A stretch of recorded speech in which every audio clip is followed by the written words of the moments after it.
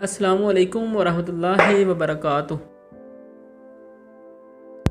दोस्तों, ये मुख्तसर कहानी अहमकाना नकल तमाम लोगों के लिए काफ़ी दिलचस्प है। इस कहानी को पढ़कर लुत्फ़ उठाएं। बहुत पहले एक पहाड़ी की चोटी पर एक बाज रहता था। पहाड़ी के दामन में एक बरगद का दरख्त था जिस पर रोज़ाना एक कौवा बैठा करता था। कौवा बड़ा बेवकूफ़ था। वो सब की नकल करता।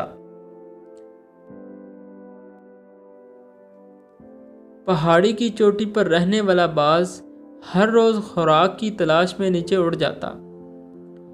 कौवा कई घंटों तक हाथ को हवा में चक्कर लगाता और अपने शिकार को देखकर झपटते हुए देखता रहा।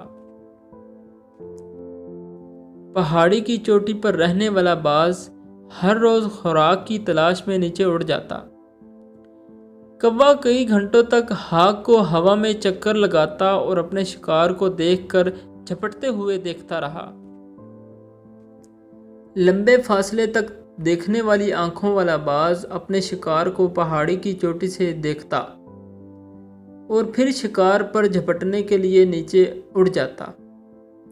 कौवे ने बाज को देखकर सोचा,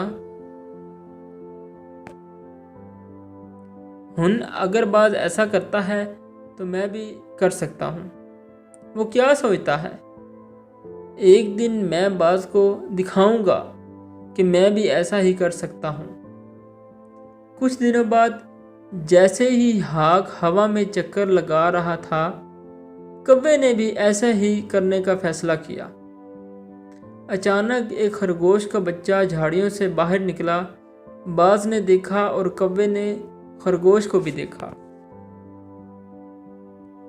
इससे पहले कि कौवा हरकत कर पाता, बाज ने झपट लिया। खरगोश को अपने मजबूत तेज धारों में पकड़ा और उड़ गया। सो विश, कौवे ने गुस्से से सोचा।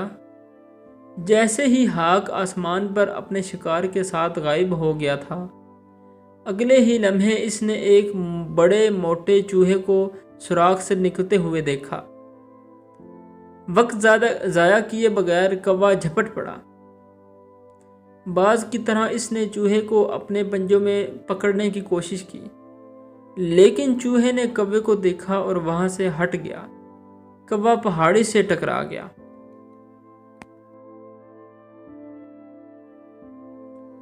तभी बाज उड़ता हुआ नीचे आया। मुझे उम्मीद है अब तुम जान चुकी हो कि शिकार करना आसान नहीं है और ना ही इसकी नकल करना आसान है, बाज ने कहा और उड़ गया। इसके बाद कौवे ने अपनी ज़िंदगी में कभी किसी की नकल नहीं की। ये खुदा की अता करदा सलाहियतों के साथ खुशी से ज़िंदगी बसर करता था।